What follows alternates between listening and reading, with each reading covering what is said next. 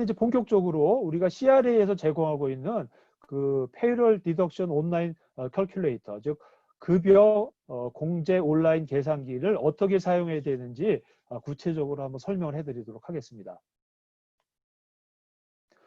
먼저 그 구글 창에 가셔서 페이롤 계산기, 즉 페이롤 캘큘레이터라고 영문으로 이제 입력을 하시면 그 아래 하단에 이렇게 사이트가 나옵니다. 그러면 그 사이트를 찾아서 클릭을 하시면 되겠습니다. 그럼 여기 이제 그 페이롤 디덕션 온라인 캘큘레이터라고 하는 이제 그 CRA 그 홈페이지로 들어가게 되고요. 그럼 CRA 사이트에서 여기 왼쪽에 보시면 그 I accept라는 버튼이 있습니다. 그래서 요거를 내가 이제 시작하겠다라고 accept 하겠다고 이제 버튼을 이제 누르시면 해당 화면으로 들어가게 되겠습니다. 네, 이것이 이제 그 본격적인 그 화면인데요. 처음에는 이제 무엇을 계산할 것인가에 대한 이제 그 급여 항목을 적게 되는데 보통 이제 셀러리라고 표시하시면 될 것 같습니다. 대부분 다 이제 셀러리로 하고 있고요. 혹시나 이제 더 다른 항목에 대해서 다른 항목에 대한 설명을 여기 써 있기 때문에 요 사항을 클릭을 하시면 추가적인 그 요 기타 항목에 대한 설명도 보실 수가 있습니다. 하지만 이제 일반적으로는 셀러리에만 표시를 하시면 되겠습니다. 그 다음에 이제부터 이제 1단계로 그 해당되는 직원의 급여를 계산하기 위한 모든 정보를 입력을 하셔야 됩니다. 처음에는 이제 당연히 뭐 직원의 이름을 기록을 하셔야 되겠죠. 그 다음에 이제 그 본인의 회사의 이름을 이제 또 입력을 하십니다. 그 다음에 이제 아까도 말씀드렸지만 그 회사의 소재지가 또 중요하거든요. 그래서 그 해당되는 그 회사 또는 이제 근로를 제공한 그러한 이제 프라빈스를 여기다 입력을 해야 됩니다. 그래서 제가 있는 곳은 알버타니까 여기 알버타라고 입력을 해놨습니다. 여기 에로를 누르시면 모든 주가 다 표시가 되어 있습니다. 그래서 그 회사가 소재하고 있는 그 프라빈스를 여기서 선택을 하시면 되겠습니다. 그 다음 그 밑에 가면 이것도 상당히 중요한데 아까도 말씀드렸지만 이게 바로 그 급여의 지급 주기입니다. 그래서 요 사항이 그 원천징수 금액을 계산하는데 상당히 많은 그 영향을 미치는 요소이기 때문에 이걸 정확하게 표시하셔야 됩니다. 그래서 이것도 에로를 누르면 뭐 위클리서부터 바이위클리, 세마이먼슬리, 먼슬리 해가지고 여러 가지로 다 있습니다. 그래서 그 해당 직원의 그 급여 지급 주기를 정확히 선택을 하시면 되겠습니다.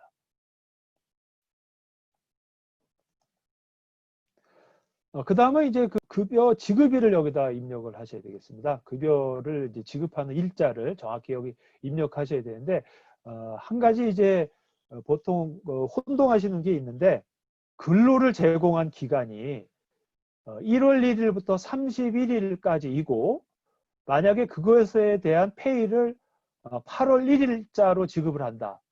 이렇게 되면 근로를 제공하는 기간은 7월이고 급여를 지급하는 일자는 8월입니다.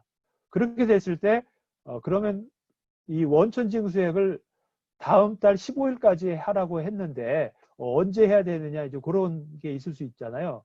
그래서 근로를 제공하는 시점 기준인지 아니면 급여를 지급하는 날짜 기준인지가 있을 수 있는데 요 15일에 대한 판단은 지급일자 기준입니다. 그렇기 때문에 만약에 7월에 근로를 제공했지만 뭐 8월 초에 급여가 나갔다 그러면은 그 급여에 대한 원천징수는 9월 15일까지입니다. 그렇기 때문에 항상 그 지급한 날짜 기준으로 원천징수를 해야 된다 이렇게 되어 있습니다. 근데 어쨌든 급여 지급일 기준으로 원천징수가 된다 이런 것도 이제 상식적으로 알아두시기 바랍니다.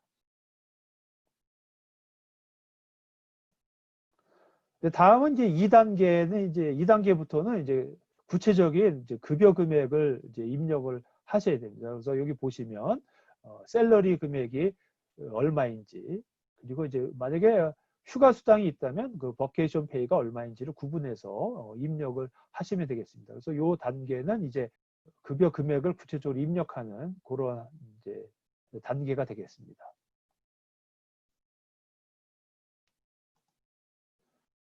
예, 다음은 이제 3단계인데요. 여기에도 이제 급여 계산을 위해서 또 중요한 정보를 입력해야 되는데, 지난번에 말씀드렸지만 이제 고용주가 직원에게 급여를 지급하기 위해서는 입사한 후에 또는 매년 1월 1일 그 TD1 그 주별 양식을 사실은 받으셔야 됩니다. 그래야 이제 직원에 대한 개인적인 정보를 거기에서 기록을 하면 이 직원이 얼마를 공제해야 되는지를 이제 확인을 한번 해보셔야 되거든요. 그래서 어떤 직원은 이제 뭐 기본 공제만 받는 사람도 있고, 또 어떤 직원은 뭐 배우자 공제를 포함해서 또 이제 공제를 해야 될 경우가 있고요.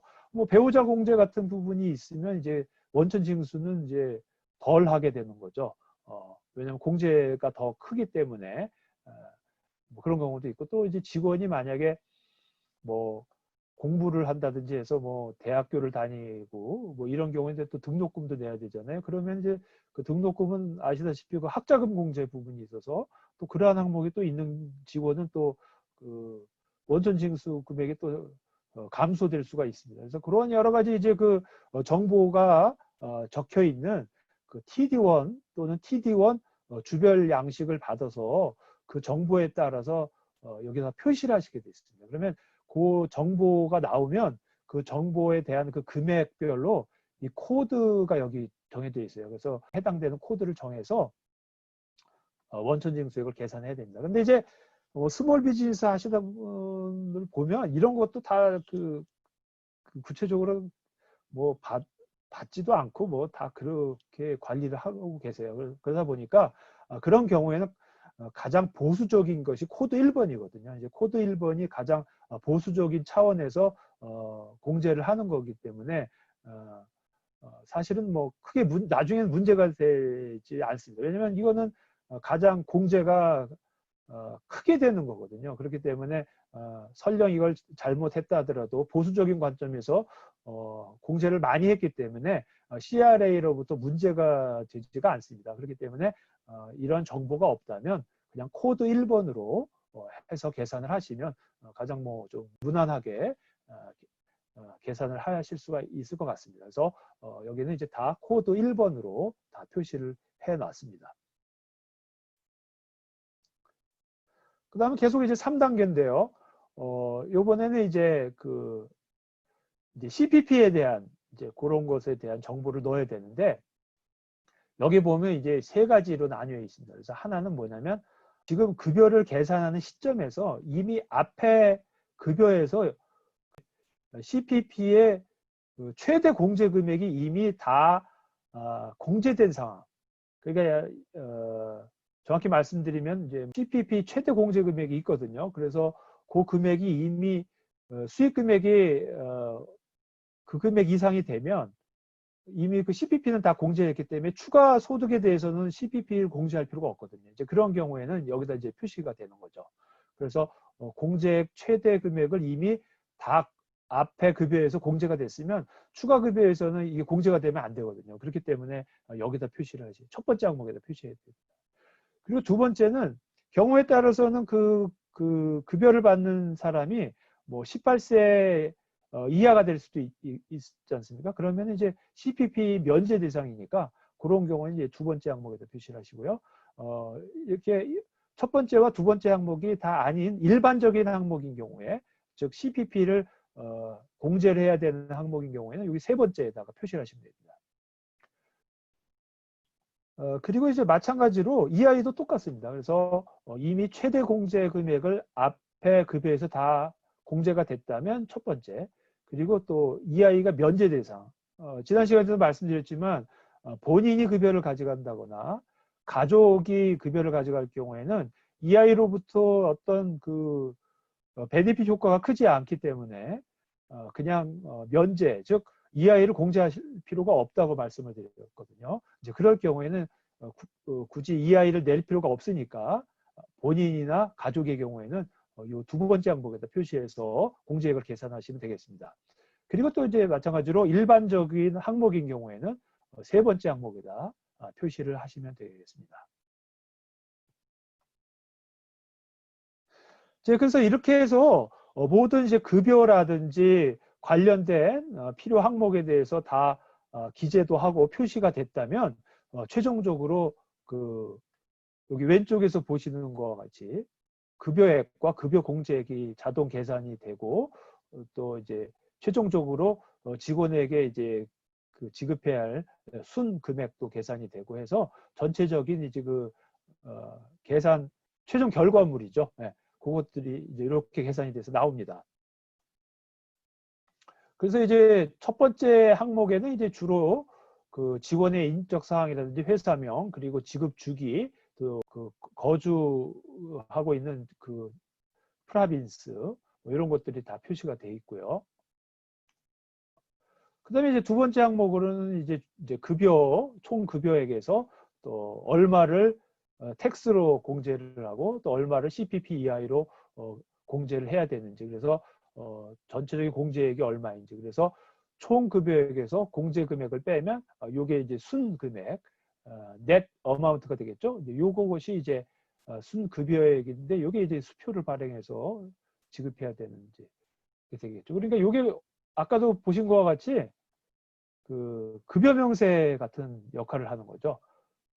제가 처음에 급여 및 공제 항목 명세서를 보여드렸잖아요.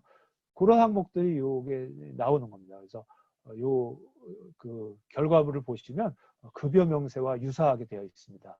다만 여기에는 누적 금액은 없죠. 왜냐하면 그 급여를 계산하기 위한 그 시점에 대한 것만 계산을 하지 이 계산기가 과거에 이 직원에 대해서 얼마큼 급여가 나갔는지는 모르잖아요. 이게 한 번만 계산할 수 있는 방법이거든요. 이게 이제 무슨 계산을 했다고 해서 이게 CRA로 가고 이런 거가 아닌데 그냥 한 번 계산하고 많은 그런 것이기 때문에 이것이 무슨 CRA에 보고되고 그런 사항이 절대 아닙니다. 그냥 개인적으로 한 번 계산해보는 이제 그러한 차원의 것이거든요. 그렇기 때문에 누적에 대한 그런 정보는 이것으로 알 수는 없겠죠. 그 다음에 이제 또 중요한 것 중에 하나가 요거는 이제 개인에 대한 급여 명세 같은 것이기 때문에 개인 직원 위주로 정리가 되어 있는 표현입니다. 그래서 요것이 바로 여기에 보면 요걸 이제 클릭을 하시면 요 항목이 PDF 파일로 해가지고 저장이 돼요. 그래서 PDF 파일로 받아보실 수가 있습니다. 그래서 그렇게 확인을 하실 수 있고 어떤 데는 이걸 또 급여 명세로도 써요. 네. 이렇게 해가지고 PDF 파일로 나오니까 그거를 갖고 이제 급여 명세 같이 해서 주는 경우도 있습니다. 그래서 이제 요거를 그 프린트 세이브 리절트는 이제 그 직원에 대한 급여 명세 같은 항목이고요. 그 옆에 보시면 프린트 세이브 컴바인드 즉 결합 뭐 결과 뭐 이런 건데 요걸 눌러 보시면 여기에는 그 개인이 부담하는 공제에다가 고용주가 부담하는 공제까지 같이 나와서 전체적으로 이 직원에 대한 그 CRA에 납부할 총 공제액 이런 것이 나옵니다. 이것이 바로 그 컴바인드 리절트를 누르시면 그 직원 공제와 그 고용주 부담에 대한 것들이 또 세부적으로 나옵니다. 그러면은 그 금액을 CRA에다 납부를 해야 된다. 이제 그렇게 이해를 하시면 되겠습니다.